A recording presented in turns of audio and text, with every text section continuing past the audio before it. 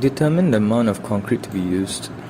Calculate the amount of fine and coarse aggregates needed based on the 1:4 proportions.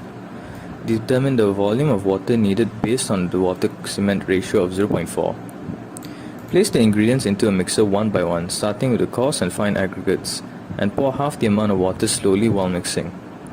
Then pour all the cement into the mixer, and after some time of mixing, slowly pour the rest of the water in. After 3 to 5 minutes of mixing, the mixer is emptied and the concrete sample is poured onto a tray before being weighed. Slump test is then performed to determine the consistency of the mix. If the concrete is consistent, it can be poured into the cube molds. All 3 cube molds are greased on the inner walls before being filled with concrete in layers of 3. Using a damping rod, each layer of concrete is damped with about 30 strokes. Use a trowel to smoothen the top of the mold. Then leave the mold to set for 24 hours. After 24 hours, remove the molds and label the specimen. Then place them into a bucket of clean water for curing. After 7 days, the 3 specimens are removed from the bucket.